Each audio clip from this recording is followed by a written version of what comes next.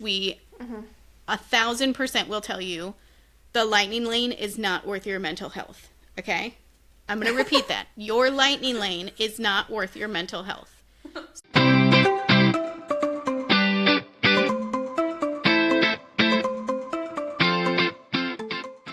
Well, hello, and welcome back to If It Were Up to Us, the podcast where we have zero authority, no filter, and more Disney ideas than anyone asked for. I am your host, Christy, and this is my co-host, Stephanie. Hey, Steph, how you doing today? Hey, I'm good. How are you? I am good. This week has flown by for us, and I know we're, ramping up to be, in a very crazy season of life, and, it's going to be weird for the next couple of weeks, I think. And I'm kind of hoping that things will settle down once we get moved. But we have a cruise coming up and we have the closing of the house. We're going to try and hopefully be moved in right at the beginning of June. And then we go right into my son's birthday and my sister's bachelorette party that's happening in town. So we have a lot of things in quick succession. And it's all starting to hit me this week that I need to get it in gear. So, mildly overwhelmed. But other than that, I'm doing fine. How many days until your cruise? Our official countdown is 13 days, 9 hours, 36 minutes. That's so exciting. And a little bit less because you're going in 2 days before, right? So yes. Yeah, we fly into Fort Lauderdale 2 days beforehand. And then have a day to just kind of hang and chill before we board the ship and things get kind of crazy. So, yeah. I think the biggest thing that I am having to keep reminding myself about is, we're not going to get it all done. And that's okay. Mm-hmm. So, now I have to be, the travel agent that heeds my own advice, right? It's not going to all happen, and that's fine. And I just need to be in the moment, and, yeah. That's right. Mm-hmm. That was my whole theme this weekend was, I have to go by my own advice. And while passports aren't required to do a closed-loop cruise, I tell people to get a passport, even still. So that's what we did this past weekend was go get my kids' passports because they don't have them. And, so now y'all can trust me. That's... I go by my own advice. Yeah, we practice what we preach. So, good for you. How was the process? Yes. Was it pretty easy for you guys? Super easy. The only thing I'm worried about is I forgot to put in their heights on the paperwork, and I really hope that doesn't kick it back. Can't you just call me and ask, hey, how tall are your kids? Don't send it back, or I'm going to be annoyed. I don't even know. We'll see. I don't even know that I put mine on my... Maybe I did. I don't know. Yeah, I even had my husband, measure him that morning. And I'm pretty sure... I know I didn't write him down, so it's okay. It's fine. But, they checked it out. We went to the post office and did it, and she looked over the paperwork, so you'd think if it was, a necessity, she would have been hey, how tall are your kids? But we'll see. All is well. The only other annoying thing is my son is 9, so they're only good for 5 years, so it'll only get them to 14. And then if I want to do another child one, he only has 2 years until he turns 16. So it's then you gotta do it all over again. So I'm maybe we'll just not plan to do any kind of international travel. But I don't know if I could not cruise or anything for those 2 years. Yeah. Unless we get on and they absolutely hate it. Which is always a possibility. So I feel like that's not going to happen with your crew, but you never know. No. I don't think so either, but... Yeah. But maybe there'll be other places that you want to go in between then. So. Yeah. Yeah. Possibly. Well. I don't think we really have a ton of new news, do we? Well, I guess we do. But we could talk about it on the live next week. But, yeah, just a couple of things that came out. But we'll save that for our live so that it seems because that's going to come out it'll before be this old one. news by the time. It'll be old news by then. News. So, okay, well, then we'll when just will get in. this one come out? So this one comes out on... I have this all written down, but... No, you're fine. 2 weeks, right? So, or is Yes, this is the one that comes out while I'm on my cruise. Oh on my the 14th. gosh! Yeah. So you'll be on your cruise. Christy's on her cruise, guys. She's having the best time ever. I'm on my cruise. It's gonna be wonderful. I'm with Mickey, and you're not. I'm so sorry. But yes. So yeah, this one actually comes out on embarkation day for us. So, yeah. How exciting is that? That's crazy to think about, but I guess is right when my countdown is 13 days. So that's right. 2 weeks, man. Yeah. Crazy. So yeah, it'll be way old news by then. Super. All right, well, we'll just get into today's topic then. And today we're doing an explained episode. It's one of our Planning Disney episodes, probably one of the questions that we get asked most often. And the thing that we spend as travel agents a lot of time talking people through, and that is lightning lanes. Do you want to give just a brief overview of what lightning lanes are for those who do not know? Okay, sure. You have a few different things, but essentially it is a skip the line service that you now pay for. And there's a few different tiers. There's multi-pass lightning lanes and single pass lightning lanes and premier pass lightning lanes, but we'll just kind of... That one you don't really even need to talk about much. It's easy. No. But multi-pass is you get to select 3 ahead of time. And we'll talk about like the differences for when you get to do that if you're a resort guest and not. But essentially, you get to select 3 in the advance of your trip and more as you use them. And then single pass is just a single use ride. It's the most popular attractions in the park, and you buy those individually, and you can only have 2 a day. But it's just a skip the line system. Yep. If you haven't been to Disney in a while, but maybe went as a youth and remember the paper fast passes, this is kind of what has evolved and taken place of that. But we're going to do our best to not call them fast passes and not reference fast passes, because it's much easier if you throw what you knew out the window and just kind of learn what is happening and what it means to take advantage of this or use this. As it stands now. There have been iterations of this that have changed, and so we're just going to explain it to you as it works in the parks today. And as of this recording, we're recording this on April 30th, so this is good information for right now, currently. And I will say this, I'm also going to preface this, you can Google and search and chat GPT this information. You can watch all of the YouTube videos for everybody and anybody and all their tips and tricks. But the reality is that especially when you're doing like AI generated versions of advice for this stuff, it's compiling everything that once was into its stuff. Just be careful, because everything that you hear is not always accurate information. We know the stuff that we're going to be telling you today is accurate information because we learn it from Disney themselves. They teach it to us, so we know. And we also have experienced it and used it in the parks.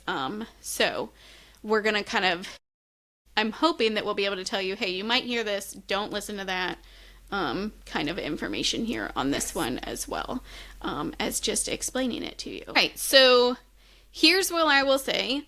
If you have questions about Lightning Lane, I highly encourage you to maybe get out a paper and pen, because we are really going to teach this to you like we teach our clients how to do this. All right, so we've kind of told you what Lightning Lane is. Let's talk and break it down for you. When you purchase a Lightning Lane, you are given a return time to come back to that attraction and skip the line, and skip that wait in line. So you do have to come within your arrival window. As Stephanie said, there are 3 different types of Lightning Lane passes that you can purchase. I'm going to kind of just break down kind of a comparison, use the same language so you understand across the board how these are the same and how they differ. As Stephanie said, there is the multi-pass option. This is going to give you one-time access to multiple experiences within the park. So, meaning that you cannot go back and visit the same attraction once you've used it, unless you do a standby line, right? So you cannot use Lightning Lane at that attraction again. You can pre-select up to 3 experiences prior to your arrival. And we'll get into the dates and the caveats of how that works here in a little bit. And then after that, once you've used those, or once you're in the park and you have used your first, you can choose additional experiences until there are no more return times available.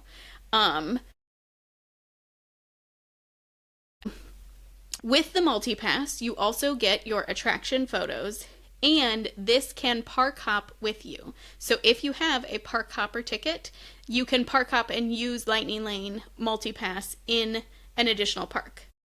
You do have to buy multi-pass for the park you intend to visit first, and you have to go in and use one before you can book for another park. So keep that in mind, especially when you're pre-selecting your first 3 return times or attractions. Single pass, like Stephanie said, this is for the most in-demand attractions in the parks. These are excluded from multi-pass. So if this is on your must-do list and you don't want to wait, you're going to have to buy the single pass. So keep that in mind. You can buy single pass and multi-pass at the same time. Like you can utilize them both together. Or you can just buy single pass or multi-pass. You can select up to 2 experiences in your, like, per day, and then you can choose your arrival, like, window when you make that purchase. So just like pre-selecting your other 3, you do the same with single pass. This, however, does not park hop with you. So you can have a max of 2, and it can be in any park. It doesn't have to be in the first one, but you can't get a new 2 if you go to a new park. Like, it doesn't refresh. You get 2 max. Doesn't matter what park you're selecting the 2 in, but that's all you get. You don't get, like, oh, I'll do the 2 in Magic Kingdom, and then I'll do the 1 in Hollywood Studios, and then I'll do the 1 in Epcot. It doesn't work that way. You can only have a max of 2. Yeah. Okay, and then you have Premier Pass, which is the kind of ultimate version of this. And comes with an ultimate price tag. So you get one-time attraction to each Lightning Lane experience, including the most in-demand attractions. So with this, you ride when you want. You're not pre-selecting your return times. You just go up to the ride and ride it without having to have a return time. And this does include attraction photos, but this one also does not park hop with you. You cannot purchase Premier Pass to use in Magic Kingdom and then use it in Epcot later the same day. So just because you purchased it for one park does not mean you'll be able to use the attractions or use it to access attractions in a separate park.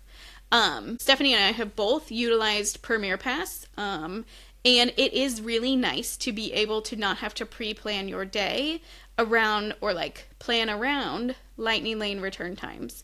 And you also get access to every attraction, where with multi-pass and single pass, well, single pass you're going to be able to get the attraction because you bought it, right? With multi-pass, you may not get access to specific attractions. So because of that return time window element. So there just may not be any more return times for multi-pass at some point, and that's going to happen at some point in the day for everyone with multi-pass. There just won't be any return times left. So that is kind of the nice part of that Premier Pass, but it is significantly more expensive. It's probably just as expensive, if not more expensive, than your park ticket itself. So keep that in mind when you're thinking about Premier Pass and how wonderful it sounds. It is very expensive. I will tell you, my Premier Pass that I bought during spring break was $450 for Magic Kingdom. Okay, so let's talk about when you're able to purchase. So if you are a Disney resort guest, so not a Good Neighbor, not the Drury Plaza Inn, Plaza Hotel or anything. If you're a Disney resort guest, you get to purchase any of these 7 days prior to your check-in. So 1 week prior, you'd get in, and this happens at 7 a.m. And let me tell you, you need to be up and you need to be ready at 7 a.m. to get some of these hard to get. And the great thing about this is you get to do it for the entire duration of your trip. So you get to wake up, you can do your first day, your second day, your third day. And I'll talk about some of my tips later when we get into tips about this. But if you are not a Disney resort guest, you have to wait until 3 days before your visit. And that means people have already had the chance of booking those days before you get to. And what Chrissy was saying is sometimes even though you purchase multi-pass, you may not ever get a return time for an attraction you want, like Slinky Dog Dash, when you have to wait until 3 days before. So that's when you can book it, and you do it right in the My Disney Experience app or on the browser. The app is easier and faster, but yeah. Yep. And you can see pricing in advance. Yes. So you can go in the app and you literally go as if you're going to pretend, like you're pretending you're going to purchase them, and you'll be able to see the pricing for each park, for each single pass. And that way you can kind of help budget. It'll look like you can book for those days, but once you get into it, it'll show your ticket and say that you're not eligible. If you're also confused about when exactly your 7 days prior to like your visit or your park ticket or whatever is, it will tell you when you go through that process to look at pricing, because you're basically going to you're going to go all the way through the steps of buying it and then be told, nope, your ticket isn't eligible, or this guest is not eligible until such and such a day. Is it 30 days or 3 weeks? I was pretty sure it was just 3 weeks out. Like today you could look at the 21st. So it might be 3 weeks. I thought it was 30 days, but that's so nice because then you can budget for those days ahead of time. So you can say, okay, this week at work I need to work this much overtime to pay for late multi-pass I need to skip on May 21st. Yep, I need to skip this coffee this week. Yeah. Because it's $32 per day for the Magic Kingdom. And as far as pricing goes, the Magic Kingdom is always going to be the most expensive, and that's simply because there's more attractions there. And it just makes sense. I know people get upset about that. Like, why is Magic Kingdom always... there's more rides there. So, of course, it's going to be. But, yeah. And it's so nice that... I honestly think this system is great when you're pre-purchasing or pre-planning, because you get to look at the pricing before you even check out. So, before you would pay for it and just hope to the gods that you'd get some good attractions. And now... you get to see your return times to see, especially if you're looking 3 days out and you're like, you know what, I don't think this is worth it for me. I don't want to do it. I mean, there's always a chance people will cancel and you can refresh and get those attractions, but it's, again, never guaranteed. And I like that you can do all of your day in one thing. So you do your multi-pass and your 2 single pass, up to 2 single pass, all in one transaction, and then you move on to your next day. Yep, that's what I was just going to say, is you're not having to do kind of 2 transactions. That does make it really nice. Okay, let's talk about something that's really important. So you have made the decision, you've checked out kind of the pricing, you've decided you do want to purchase lightning lanes. Here's something that's important that is not really publicized all that well, but is going to be critical when you're planning out your lightning lanes, and that's attraction tiers. So multi-pass is broken down into 2 tiers for each park, with the exception of Animal Kingdom right now. And you're only going to be able to select 1 attraction from the top tier or the first tier, and then 2 attractions from the second, or all 3 from the second. And this is Disney's way of making sure that their top attractions are not booked up entirely all day, or doing their best job to kind of negate that everybody wants to do all of these things. So during your pre-selection process, you're going to be limited to these 2 tiers. So you cannot select, now I'm like, what's in the top tier? Okay, so like you can't select Space Mountain and Tiana's Bayou for your pre-select options. So that's kind of how it's broken down. So for Magic Kingdom, your top tier attractions are Jungle Cruise, Peter Pan's Flight, Space Mountain, and Tiana's Bayou Adventure. Yeah, whether or not we agree with the tiers. Not selecting Peter Pan's Flight. Yeah, but these are the ones that typically have the longest wait times. So if you want to hear more about that, listen to our previous episodes. Okay. In Hollywood Studios, your top tier, tier 1 or group A, is Mickey and Minnie's Runaway Railway, Millennium Falcon Smuggler's Run, and Slinky Dog Dash. For Epcot, it is Frozen Ever After, Remy's Ratatouille Adventure, and Test Track. So you're only going to be able to select one of those in your pre-selection, right? When we kind of talk about this, keep in mind character meet and greets are not included. So like your, what is it? I forget the name of it there. Yes, Fairy Tale Hall. Thank you.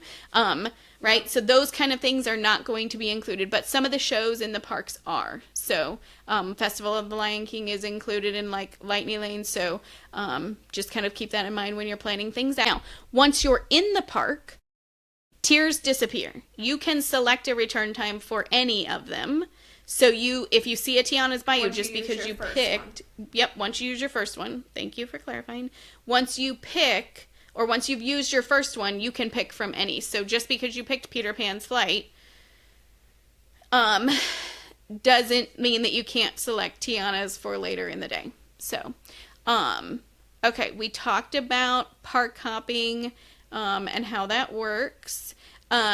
Just to clarify on the park hopping thing, you have to use your first return time before you can select return times for other attractions in other parks. So, just because Animal Kingdom is cheaper because it has less attractions does not mean that you can buy for Animal Kingdom and then start your day in Magic Kingdom because you have all day park hop. You have to do at least one attraction there before you can skedaddle over to the other.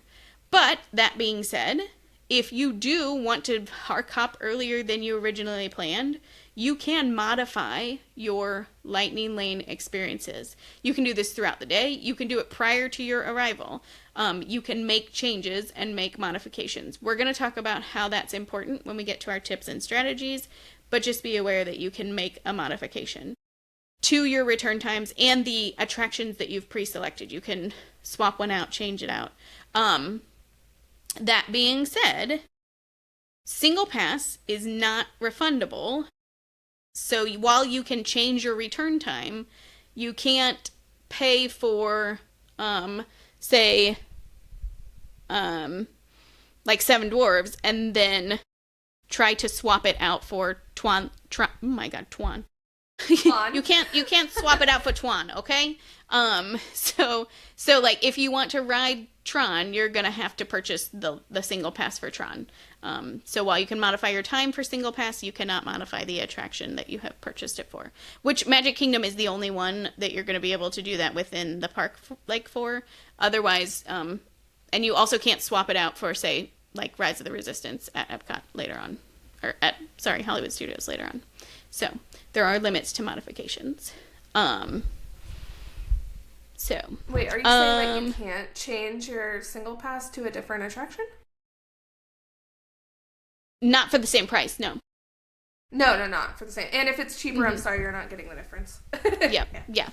No, you're sorry. You can, yeah. So if you decide, like, if you purchase for Seven Dwarves, and then your group says, "Hey, we actually want to ride Tron," you can do that. But if the price is different, like, you're gonna have to eat that cost. You can pay the difference if it's more, but you ain't getting it back. Yeah, you're not getting it back. It's wild. Yeah. No. Yep, they're not refunding it. It's non-refundable, so yeah. Also, we should specify that Lightning Lanes are not refundable at any point. If you have to cancel your trip and you have purchased Lightning Lanes, they're not refundable, guys. I'm sorry. Even though so if you have travel insurance, this might be a situation where you might want to try to file that as a claim, but you're not getting that getting that back. So just be prepared for that. While we're on the topic of non-refundable. Everybody I've canceled has gotten their money back, though. If you work with a wonderful travel agent. Yes. We will advocate for you. Mm-hmm. But we will advocate just for you. assume you're not getting your money back. Mm-hmm. It's in the fine print, Disney. And here's the thing, like, we will advocate for you 1,000%. But at the end of the day, it's in their thing that says it's non-transferable, non-refundable. Yep. So if they don't refund you, and they're doing it just as a courtesy, yeah. And like it has to be. You can't just be like, "Hey, Steph, you know what? We're gonna switch our day, our Magic Kingdom day to our rest day. So can you just get our money back for that?" They probably are not going to do it. I mean, you can maybe try to sweet talk them, but they may just be like, "Nah, well." But when you have to cancel your entire trip, I think they're a little bit more.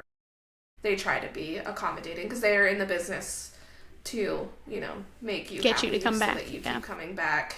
Yeah, but don't be jerks about it. Yeah, be nice. Remember that this is their business and what they do.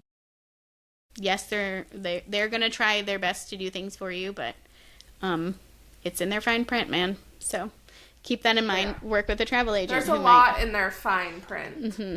Yes, literally. There is. So. we could have a whole episode on what that is. But yeah. Okay. All right. So we talked about how you can view pricing ahead of time. Should we get into our strategies, tips, and tricks for Lightning Lane? Yes. Okay. If you haven't gotten a pen and paper yet, now's the time to do it, because we are not gatekeeping here. We are sharing all of our knowledge with you to hopefully help you feel more confident and make the most of the dollars that you're spending at Disney. So here we go. What is your top tip for Lightning Lane? Okay.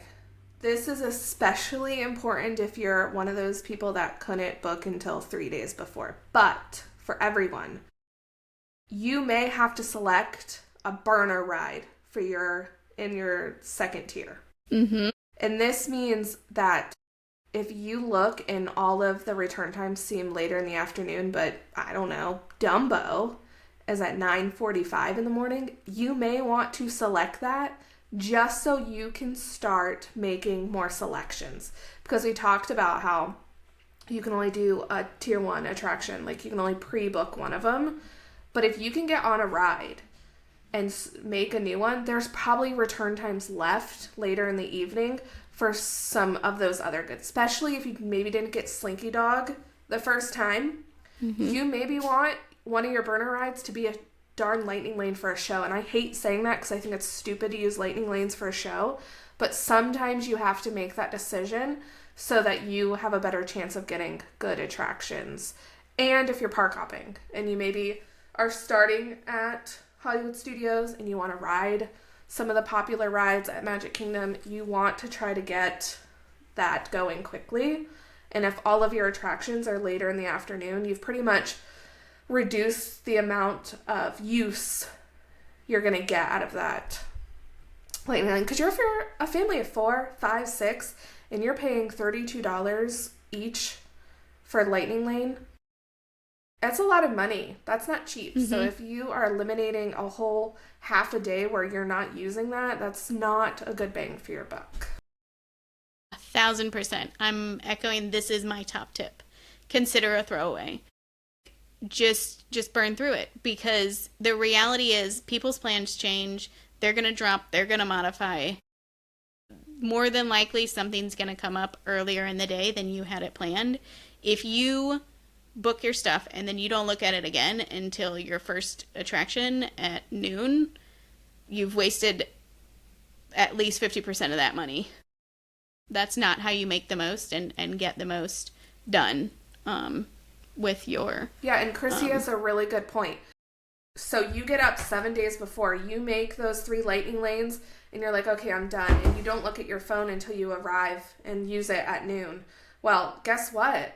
that burner ride that you selected just so you could start maybe at noon and the rest of them are at 3 p.m., you probably could have gotten a better attraction for earlier in the day and started using it because people canceled them. Yep. Honestly, my best tip for you is to not stress at 7 a.m. about getting the most perfect attractions. Just get it purchased as quickly as you can. Put your phone down for an hour. Pick it back up. Because guess what? Those people are modifying like crazy. You know who's modifying? Like especially that 3 days before, do the same thing. Like at 8 or 9, get on again. Because things change so quickly. And you might be able to get an earlier time for one of the good attractions, or maybe your burner ride, you could get up a little bit further. Or maybe you don't even need a burner ride at that point. Maybe all of them are good rides in the morning. Like, I hate that we're telling you to basically be glued to your phone for like the week before, but what else are you doing besides packing? Yeah, let's like, be honest. Nobody's You're focused excited on for your work. trip. Yeah. Get in the app. Nobody has and anything play else with it. happening the week before they go on a Disney vacation. That's just common knowledge. Yeah, and I mean, this is where, when we said we were going to talk about modifications, when we got to tips and strategies, this is where it comes into play. Modify. You will see that people are changing their plans all the time. And so, yes, it kind of stinks to be glued to your phone, but especially the night before, like if there's something that is a make or break for you, be looking, because everybody who was planning to go to that park the next morning and has had a change of heart has now swapped out and modified and changed. So especially that night before your visit, don't just assume that because they weren't available 7 days out, there's not going to be anything for you, because I guarantee there will be a change. 100%. Speaking of modifications, one of the things that I see in all the Facebook groups all the time is somebody getting on the app, seeing that there's an earlier time available, going to modify it, and that time that they saw on the previous screen is no longer available. Let me tell you, this happens so much. It happens so much, and people get so frustrated. Disney defaults on that screen to what is the earliest time, no matter the number of slots. So that's the earliest time for one single individual, right? You may have a party of 3 or 4. So when you go to modify, there's not 3 or 4 slots at that time. And that's primarily why you're going to see that. Sometimes it's Disney being a little glitchy. Look, tech's not perfect. But keep in mind that even though your reservation is for 4 and it now says that there's an earlier time slot available, it does not mean that there's 4 spots at that time slot. But it does mean that there is time available. So still check it out. Just don't be tied to that first time slot or time that you see on the app, because but I see it all the time, and people get so stressed out about that. Yeah, and be careful, because some people click too fast and they didn't notice that it switched from that first time that they click to a way later time. And they're like, oh my gosh, you have to just take a second. It holds it for 9 minutes or something, doesn't it? It's whatever time. So make sure that it's the time that you clicked. And just keep refreshing. That pretty much means also sometimes you're just not fast enough too. Sometimes there's just somebody else that's faster than that. Yeah, I say don't be stuck to the idea that it shows a 9 a.m. when you have a 3 p.m. because the reality is that that's not going to be what's actually available for you. But what it does mean is that there are earlier times. So when you're refreshing and going into it, ignore what's on the top as the actual return time and just refresh and see what's available, because it might not be 9:40 a.m., but there probably is something around noon or something available for you. So when you see something earlier, absolutely click in it, take a look at it. But yeah, don't get too excited and then see things change. Okay, so we've talked about how to utilize that first burner. We've talked about how to modify and make those earlier selections throughout the day. I need to say, my second tip is to set up your day in the app with your top 2 or 3 attractions that you didn't get but you want a lightning lane for. Because when you're in that screen to make your next lightning lane, your top 2 and 3 that you selected will be at the top of that list instead of in alphabetical order, because that little bit of scrolling time you have could be the, make or break getting an earlier one. That's true. So then once you get the attraction you want that was on your top 2 or 3, go in again, take that one out, put something new in so that it always appears at the top. And you don't have to scroll all the way freaking down to Slinky Dog. Yeah. Now, I hesitate with talking about stacking because it's kind of scary for people that have never been to Disney, because we're basically telling you to break the rules a little bit. Yeah. Well, okay, before you get to that, I'm talking about, say you have your plans in the day, right? You go to the park in the morning and your kids just need a break, which we 1,000% will tell you the lightning lane is not worth your mental health. Okay? I'm going to repeat that. Your lightning lane is not worth your mental health. So, if you have a lightning lane for noon, but your kids have had it by 11:30, do not push it. Go back, do your modification, change it to later in the day. You can continue to select things that, even if you're not in the park, you can go back in and you can select more attractions. So, do your modifications and then book back-to-back windows. Stack those up so that as you're going through, you're making the most of that shorter time that you have in the park in the afternoon. That's what I mean by stacking as a strategy. Don't talk about stacking much anymore, just because you can't make one every 2 hours like you could with Genie Plus. Yeah. So I don't really call it that anymore. That's what you had me confused. I see what you're saying. Back in the day, loved it. Oh yeah. Because you got to make one every 2 hours. Yeah. Yeah. And you could No, what I'm saying is stack them up. You can continue to go through and select your return times as you modify. So if you had an attraction earlier in the day, just modify it down as you're, knowing that you're going to have to leave the park. Yeah. And book them as, back to back, even sometimes overlapping, because Disney will let you do that. And then, so when you come back to the park at 3 or 4 o'clock, you go to that first one and now you're selecting rides, right? One after another, right? And then the other kind of element to that stacking and modification is hey, you've gone to your first one, your next one isn't until an hour later. Do your modifications, see if you can put in something that is maybe a little bit less of an in-demand attraction, and book them back to back so that you're able to continue to add one right after another, and take care of those attractions that maybe aren't necessarily top tier, but your kids are going to want to ride them, so go ahead and just stack them in there. Yeah. And also, don't stress about getting a lightning lane for an attraction that already has a light wait. Just walk through the Little Mermaid queue that says it's 10 minutes, and that's just 10 minutes of walking through the queue. Yeah. Use standby too.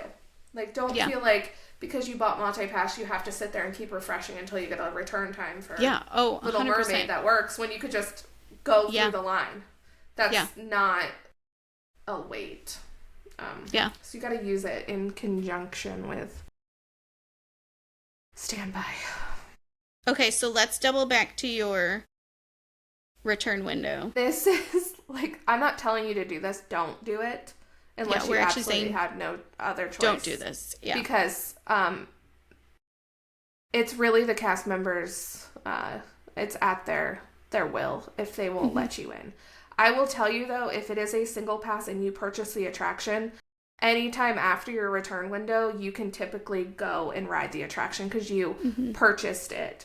But a multi-pass, you can usually go up to 2 hours after. And I see influencers post this as like their number one tip. And I would say be cautious if that is your game plan. While you could do it, it is up to the cast member because they can see when you are supposed to be there when you scan into it. And go, yeah, no, like if the ride's too busy, if the wait is long, they're not going to let, like if the lightning lane's already out of the thing, they're probably not going to let you go into the lightning lane when you're 2 hours late. Yep. So, yeah, this is one of those, it'll probably tell you to do this, and we're going to tell you don't do this. Do not rely on the graces of the cast members as part of your strategy, because that's going to turn your day real sour real quick when it doesn't go your way. Follow the rules and do what you're supposed to do. Now, that being said, you can probably yeah. get a return one for later. Yeah. I was going to say, that being said, you're stuck in a giraffic jam on the safari, and you've like booked them kind of back to back within like 10 minutes of each other. They're going to give you that grace. You just walk up and say, hey, we got stuck in a giraffic jam. We know we're late. You know, talk to a cast member. They're humans, and they're understanding, and but it's, yeah, any of those tips that are like, hey, here's a hack, it's not a hack. Don't do it. So, yeah. And I will say this, like I kind of already said it a little bit, like when you're making those initial 3, 7, or 3 days out, don't stress about it so much. Like, it's not the end of the world. And I say this about dining reservations too. Like when people are freaking out that they can't get into something 60 days before, don't stress. It usually comes up. I don't personally use that as like a scare tactic of people that want to stay off site. Like, no, you'll have shitty lightning lanes if you wait and you don't stay on site because you cannot do it until 3 days before. It's true sometimes of the year that it's honestly awful when you book 3 days out, and even when you're there the day, sometimes it just doesn't work in your favor. But most of the time I've had no issue. Like last minute trip, it's well in the window. I usually when I'm there can fiddle faddle to get to the things that I want to do. So just relax. It'll be okay. Yeah. We know we're telling to be on your phone. Right. I was gonna say, we know we're telling you to be on your phone, but don't be stressing about it. I mean, the refresh method is a casual method, right? The best tip that I can offer is use them in conjunction with your other strategies. So, Stephanie kind of alluded to that. Like, you don't need to make this a huge thing. Use them in conjunction with your, park or like rope dropping, right? Use it in conjunction with standby lines and watching kind of wait times to see. And the other thing we should say is a lightning lane doesn't mean zero wait. It just typically means half of the wait, half of standby. Most of the time I find this to be way less than half of the standby, but sometimes you do still have to wait. So it doesn't mean zero wait. Yeah. Okay, let's talk about what to do when an attraction goes down during your lightning lane window. First of all, if you see rain coming, book for an outdoor attraction. So you get a multi-experience pass because you know it's going to rain. Yep. Rain, lightning, modify. Yep, modify to Dumbo. Yeah. Modify to Slinky Dog. Like, yeah. Yeah, you'll get is it a multi-experience redemption pass? And usually it can't be used at one of the most popular attractions unless maybe you do get rained out from Slinky, but I can't remember. And what's great about those is you don't have to worry about a return time. You can use it whenever you want. That's why I say sometimes if I see rain coming, I will put it on to Dumbo or Magic Carpets of Aladdin. Do they have lightning lane? Yeah. Mm-hmm. Big Thunder Mountain, any of those, so that you can maybe get that. Then you can use it whenever you want. But don't stress if you see rain coming. You're like, oh my gosh, I'm gonna miss it. I'm not gonna get anything. You will. You'll get it. You'll get it back as a multi-experience. Yeah. And then you still get to make a new lightning lane. Exactly. So that's what I was gonna say. Is don't think that you have to modify your individual or like your multi-pass experience, just you can book another one. That was going to be my tip on that one, is if the attraction has been closed before you get a chance to use it, at the end of that window, it will automatically convert to a multi-experience pass. Yeah. And then you can leave that in there and just select a new one. It's not like you have to go and scan in or utilize your multi-experience pass to be able to book another one. I feel like there was one more about that too, and now I can't remember what it was. But and the same thing goes for your multi-pass selection and your individual or your single pass. If for some reason that attraction never opens up that day, or like you have to leave the park before it opens back up, go talk to a cast member and see what they can do for you. Especially with those ones that you've purchased individually. They, a lot of times, like if you're not going to be able to return to the park later on, again, it's in there. It's up to that individual cast member, but sometimes you can get a refund. Sometimes they'll give you one of those multi-pass experiences to use at whatever park you may be going to. Say you had a dining reservation in another park or whatever. So keep that in mind when you're in the parks and you're using these lightning lanes and stuff. Especially for those individual ones that you've paid the extra money on top of. So, what are your, if you're going to Magic Kingdom tomorrow and you kind of had your picks, okay, what are your ones that you would pick in Magic Kingdom? Pre-select.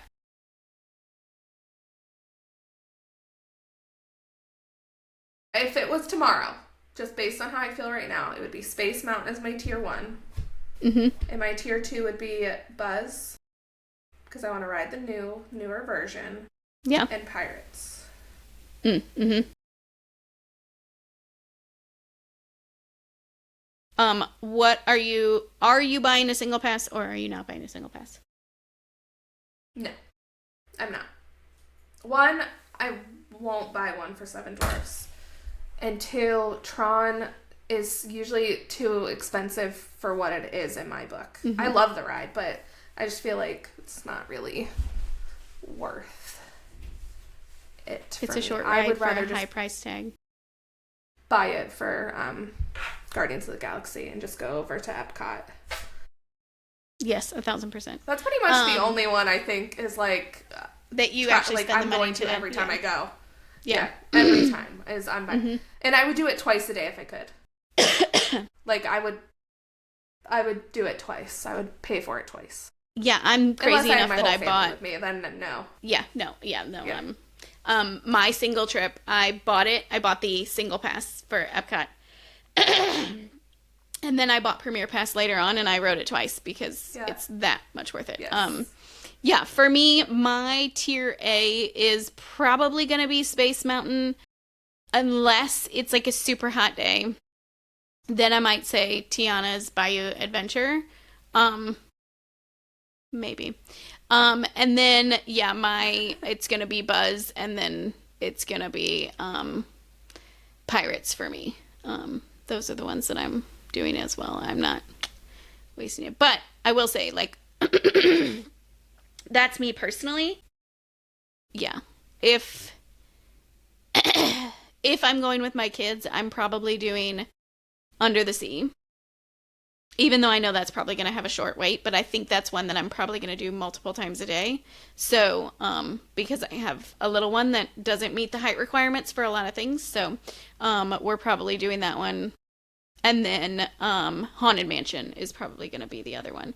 If I had to like give advice, the ones that are going to go quickly for people in that park are going to be Jungle Cruise, Space Mountain, Tiana's, Haunted Mansion, and Pirates of the Caribbean. So, yeah, that one is going to go fast, and it's going to have a high wait all day. I just personally don't think it's worth a lightning lane, so. No. We talked about that at length It's a no, guys. It's just a no. I know it's classic and stuff, but it ain't Okay, what are happening. you doing in Hollywood Studios? Slinky Dog is my tier one. Yeah. And then I struggle with Hollywood Studios because it's a lot of shows. But Mhm. Tower of Terror, is that on tier one? I think it might. Is it? No, it's a It's tier tier two. 2. Yep. A Tower of Terror and Midway Mania. Yep. Those are my selections as well. I'm going Slinky Dog, I'm going Toy Story Mania, and I'm doing Tower of Terror. The ones that are going to go quick here are are going to be Smuggler's Run and Slinky Dog out of like tier 1. Mickey and Minnie Runaway Railway, you're going to find those later on in the day. Mm-hmm. And then your shows, you're going to find Lightning Lanes for. Here's the thing with a show, it's got a scheduled showtime. So people are going to start lining up ahead of that showtime. And here's how it kind of works because it's not a continuously running thing. You're going to have a return time that's going to be like 5 minutes before that showtime starts. And you basically just walk right into the theater instead of having to wait in the line. For a lot of these shows, especially in Hollywood Studios and in Animal Kingdom right now, when there are so few attractions that are there and happening right now, you're not going to find a large wait for them to begin with. So is it worth it to snag one up? Yes, if you see that there's a long line outside the attraction. I feel like that's just kind of the nature of these show-based ones, Festival of Lion King, that kind of stuff. All right, let's talk Epcot. We know you're buying Guardians of the Galaxy, 100%. I'm with you. What's your one from your top tier? If it was tomorrow, it would be Frozen because I haven't ridden it with the updated Mm-hmm. uh, animatronics. My tier two is going to be Living with the Land. Even though it could have a short wait time, the last few times I've been, that line's been stupid long. Mm-hmm. And we talked about this. It's not something I'm going to stand for. Probably, unfortunately, Frozen or Soarin'. Mm-hmm. And I say that because that I talked about this in our one episode. It takes forever. The unload and load Yeah. process is too long, and it just takes forever even with a lightning lane. But Epcot's difficult for families because you have to make a really hard decision for your tier one because Mm-hmm. if you got boys in the family and even girls, but like especially boys, they want to ride Test Track because that's the fastest ride in all of Walt Disney Mm-hmm. World, and it is so fun. Yeah. And then you have to decide between Test Track, Frozen, and Remy, and they all can have a long line all day long. So that's a really hard decision. I think if you're staying at a Skyliner resort, you should choose Frozen or Test Track and rope drop Remy because you're coming in from that area of the park. So that makes it so much easier as a decision for those families staying there. But if you're coming from the front of the park, that's really a hard decision to make. You're just deciding, okay, well, what is the least battle? Now, granted, once you get back to World Showcase, you can have some alcohol, and the line just seems to be easier to stand in back there. Yes, it does. But yes, it does. and the good thing is all three of those you're standing inside of a line for, unless Test Track's really backed up, then don't do that. But Yeah. I was gonna say, same thing with Remy's. That has an outdoor queue, and if it's an outdoor queue, it's a busy day. So, yeah. yeah. I will say that's the advice that I give is it depends on where you're staying. If you are at a Skyliner resort, you're entering through International Gateway. It's right outside of the France Pavilion, so you go there, you rope drop that, and you consider Frozen or Test Track for your. If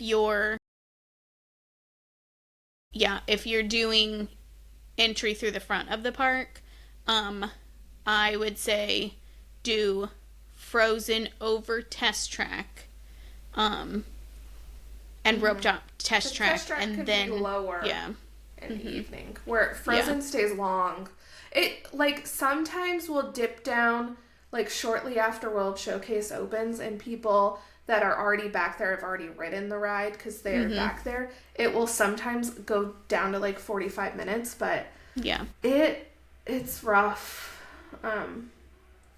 But yeah, if I was going tomorrow, it'd be Frozen because I haven't ridden it yet, and I've done the new track and Remy and 2D, and I'm good. But My other two are gonna be Soarin'. That's not even a thing for me. I don't mind the long, like, walk back and the rest of it. And then I am actually probably going with the Seas and with Nemo and Friends because it's just a good break, and I love the aquarium.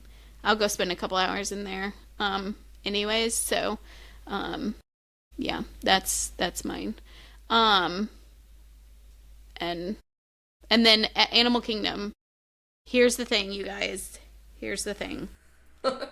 Stephanie and I are not purchasing multipass for Animal Kingdom. We're not.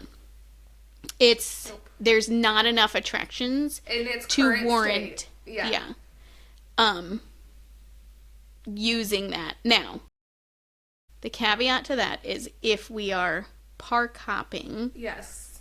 then we are going to purchase Yes. multipass for Animal Kingdom, and we're going to go there, we're going to ride a ride, and then we're going to peace out and go somewhere else and start booking lightning lanes for there.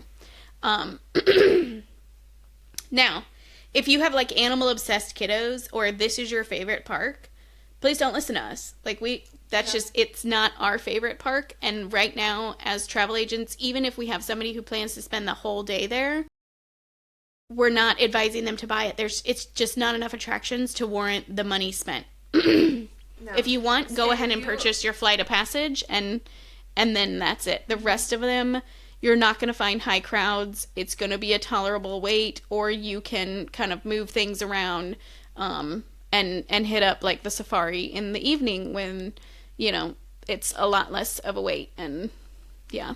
Yeah. If you have a base ticket and you're going to Animal Kingdom, don't do it. It's just not worth it right now. Now, we're going to see Lightning Lane be way more expensive for Animal Kingdom when this new land opens. Mm-hmm. And I'm assuming we will get a tiered system once those attractions open because they will have to negate crowds at some way. But right now, it's not worth it for you.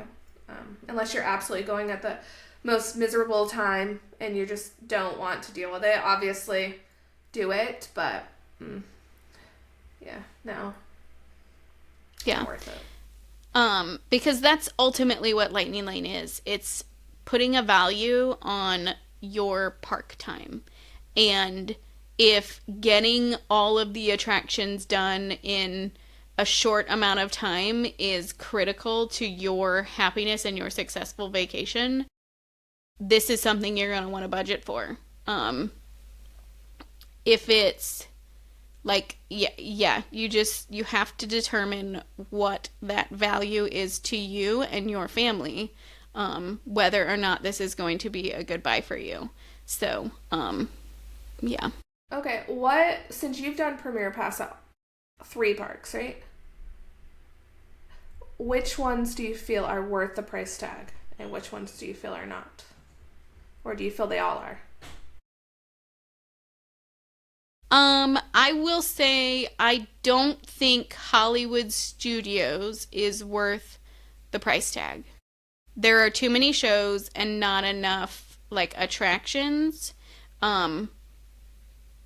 If you're somebody who does not go for the shows. And to be honest, I don't think you need a Lightning Lane to watch a show. I just don't think you do. No. And so, even at the busiest time of year, I just don't think you need a Lightning Lane to watch the show. So,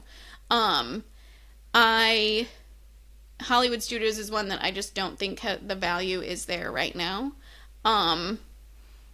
Magic Kingdom, it's a crazy sticker shock price tag, but it is worth it. I think that, especially when it was just me on that individual day. Again, it was $450 for me to do this. It cost more than my park ticket. almost double than my park ticket, to be honest. But I was able to do almost every attraction in that park. If I didn't have that night reservation or even had one in the park, could have gotten everything done with a Premier Pass in one day. And that kind of is rough. Epcot, I think, was worth it.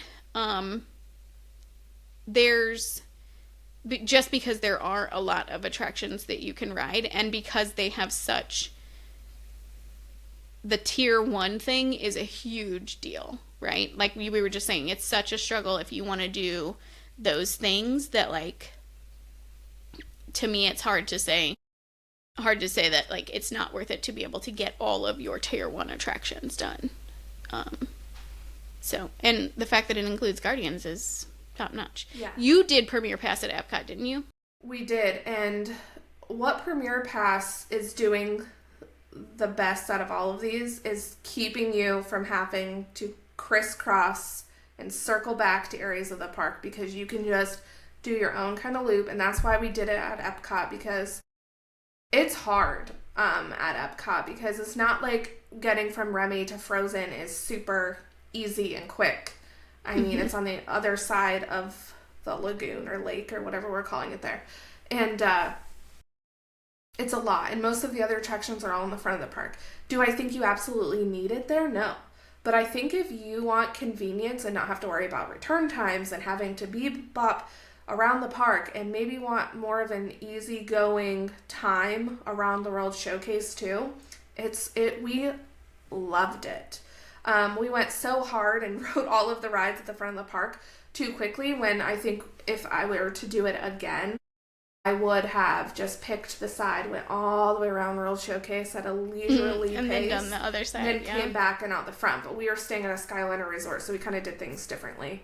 But it made it so nice, because that is the one thing about Epcot, no matter how you do it, because of those tier 1 attractions, and you try to refresh to get a lightning lane for one of the other ones after you use that first one, you're going to have to circle back. There's just no way around it, unless the gods are just in your favor and the universe is just on your side, that you will not have to circle back or hike all the way back around the park. Yeah. So, yeah, no. Yeah, I will say that was the beauty of having Premier Pass at Epcot or at Magic Kingdom, was that I literally just I started in Tomorrowland and went all the way around, and it was so nice to be able to just do that. And yeah, so worth it. Yeah, and I will I think the one thing, obviously, the price tag is a huge downside to that, especially when you're talking about a family of, like, more than 4 people, right? I mean, it starts getting really cost prohibitive. But I think it is something to kind of consider. With it. Yeah. Here's what we'll say instead. Tickets, you're better off just getting a VIP tour. That's what I was just going to say. Here's what we'll say instead. If you have a Park Hopper ticket and you're considering Premier Pass, get a VIP tour instead. You got snacks, you've got, like, instant access to your favorite attractions, you've got all the benefits that come with a VIP tour, and you're going to be paying per person less than you would be to buy a Premier Pass straight out. Yeah, because, I mean, if you already have Park Hopper tickets on your thing, Premier Pass probably is not the smartest choice for you. We talked about this in one of our episodes, how you can, like, maximize Park Hoppers to, like, get your money's worth without purchasing something like a Premier Pass. Because while I loved my VIP tour, I've talked about it on here that, like, you just go through the lightning lane, so it could easily help a family that does want to park hop and knows they want to ride all the popular attractions to just do one day VIP tour, or 2 if you were going to purchase Premier Pass for 2 days. 2 days of a VIP tour, split the parks in half and do 2 this day, 2 the other day, or whatever. But yeah. Listen, if you want to see Steph and I do a comparison of Premier Pass one day and VIP tour another day. Here's Make our sure you GoFundMe. subscribe and maybe book your next trip with us so that we can do that, and then we'll be able to tell you firsthand exact comparison. Trying to do the same schedule. We'd be happy to do that for you. Test that out for sure. Yes. So yeah, we could tell you definitively which one is worth it, but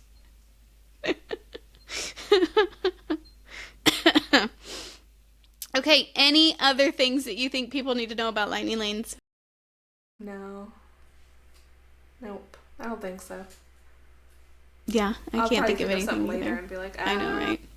But look, there's going to be lots of questions, and it's kind of hard to understand, especially if you've never actually utilized it or done it in the parks.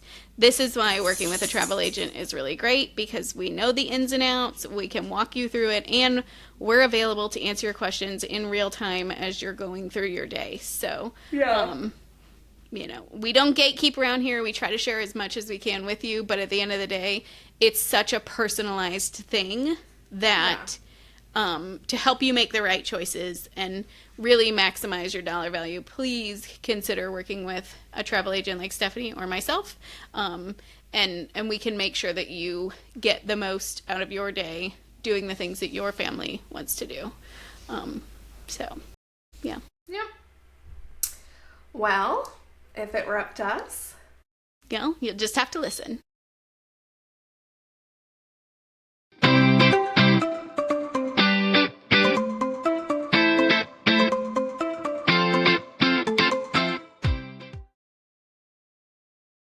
Okay, ready? Okay, I'm ready. I'm looking at cats at Santorini. Oh, well, that's way more important than this, so. All right.